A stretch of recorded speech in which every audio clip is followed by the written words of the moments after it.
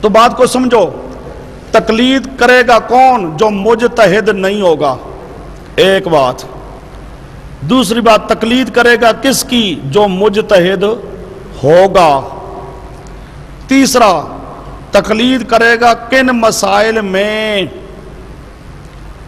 تقلید کرے گا کن مسائل میں؟ تو سمجھو، شریعت کے کچھ مسائل ہیں منسوس اور کچھ مسائل ہیں غیر منسوس۔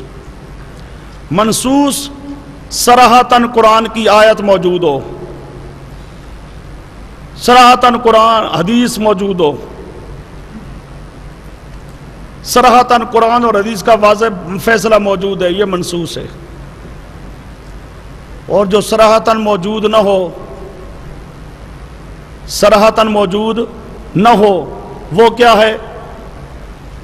غیر منسوس۔ اس غیر منسوس کو کہتے ہیں اجتہادی۔ اس کو کیا کہتے ہیں؟ اجتہادی۔ مثال سمجھو، قرآن اور حدیث میں مسئلہ ہو ہی کوئی نہیں، تب بھی اجتہاد کرنا پڑے گا۔ قرآن اور حدیث میں موجود ہو، قرآن اور حدیث میں موجود ہو، لیکن اس کے معنی مختلف ہوں۔ اب ثلاثۃ قروء، 3 قروء، اب یہ مسئلہ قرآن میں موجود ہے، لیکن قروء کا معنی حیض بھی تھے، قروء کا معنی طہر بھی۔ اب بعض امام کہیں گے قروء کا معنی حیض، بعض کہیں گے قروء کا معنی طہر، تو دونوں معنوں کا احتمال ہے۔ تو یہ اب یہ آیت کیا ہو گئی؟ اس میں 2 معنوں کا احتمال، تو یہ آیت محتمل۔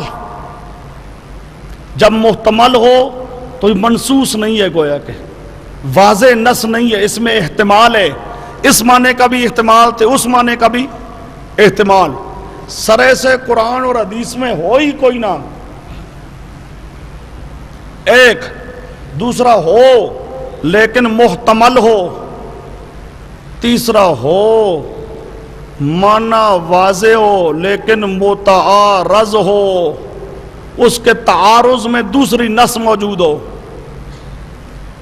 اب یہ ساری صورتیں کیوں ہوگی؟ ان پہ اجتہاد کرنا پڑے گا۔ مسئلہ قرآن اور حدیث میں ہے ہی کوئی نہیں،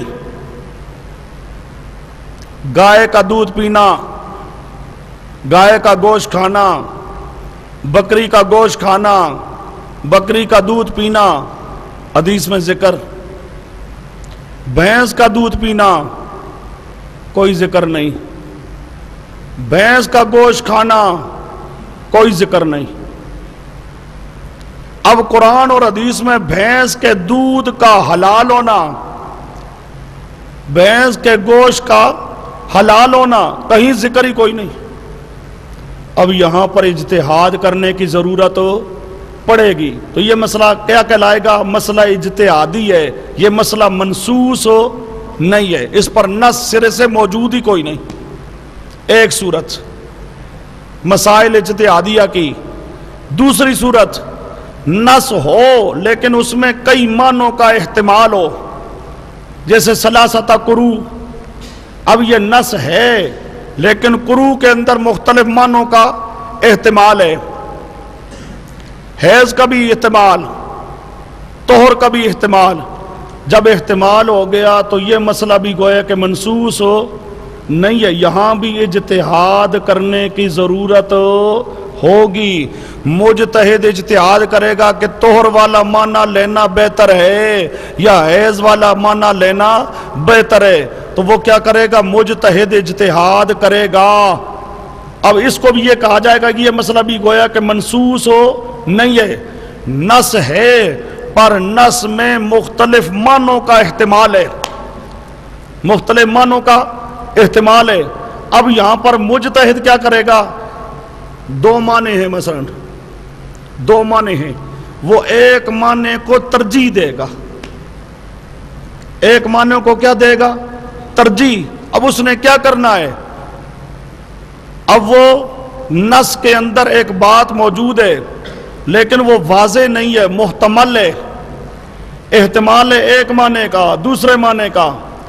اب یہاں پر مجتہد اجتہاد کرے گا کہ طہر والا معنی لینا چاہیے یا حیض والا معنی لینا چاہیے، تو اب یہاں پر مجتہد کا اجتہاد ہوگا کسی ایک احتمال کو متعین کرنے کے لیے۔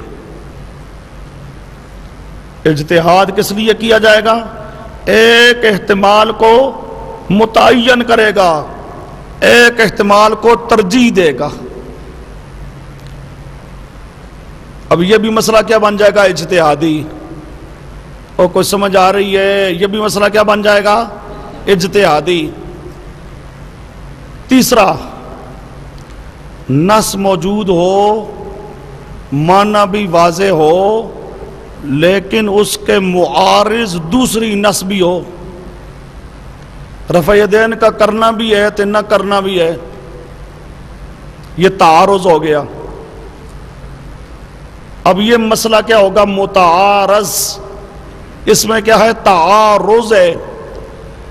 ایک نص رفع یدین کو ثابت کرتی ہے، دوسری نص رفع یدین کی نفی کرتی ہے، تو نصوص متعارض ہیں۔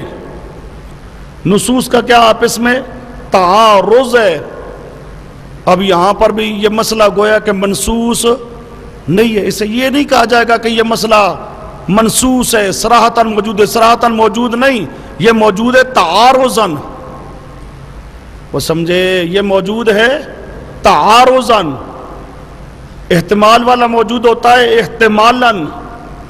وہ سمجھے؟ احتمال والا موجود ہوتا ہے احتمالاً، یہ تعارض والا موجود ہوتا ہے تعارضاً۔ تو احتمال یا تعارض ہو تو گویا کہ وہ موجود نہیں ہے، واضح نہیں ہے، اس لیے اس مسئلہ کو بھی منصوص نہیں کہا جائے گا، اس مسئلہ کو کہا جائے گا یہ مسئلہ اجتہادی ہے۔ اب یہاں تعارض ہے، مجتہد اجتہاد کرے گا کہ اس نص کو ترجیح دی جائے یا اس نص کو ترجیح دی جائے۔ اب یہاں پر اجتہاد کس لیے ہوگا؟ کسی ایک دلیل کو ترجیح دینے کے لیے۔ اور سمجھے احتمال میں کیا تھا؟ ایک احتمال کو متعین کرنے کے لیے۔ یہاں تعارض کی صورت میں کیا ہوگا؟ ایک دلیل کو دوسری پر ترجیح دینے کے لیے اجتہاد کرنے کی ضرورت پیش آئے گی۔ بات سمجھے؟ اب یہ مسائل کیا ہیں؟ مسائل اجتہادی۔ اب غیر مجتہد نے اجتہاد کرنا ہے، کہاں اجتہاد کرنا ہے؟ جہاں نص نہ ہو۔ غیر مجتہد نے مجتہد کی تقلید کرنا ہے، کون سے مسائل میں؟ اجتہادی مسائل۔ اجتہادی مسائل کون سے ہیں؟ جن کے اندر نص موجود نہ ہو، نص سرے سے ہو ہی نہیں، ایک نص ہو پر احتمال ہو، دو نص ہو لیکن تعارض ہو، تین۔ اب تین صورتوں میں اب مجتہد تو اجتہاد کرے گا، غیر مجتہد تو اجتہاد کرنے کی طاقت رکھتا نہیں۔ اب یہ کیا کرے؟ اب اس کے لیے یہی ہے کہ یہ مجتہد کی تقلید کر لے، کیونکہ اس کو اگر حکم دیا جائے تو بھی اجتہاد کر تو وہ تو یہ کر نہیں سکتا۔ اب بھینس کا دودھ، اس کے لیے مجتہد نے اجتہاد کیا،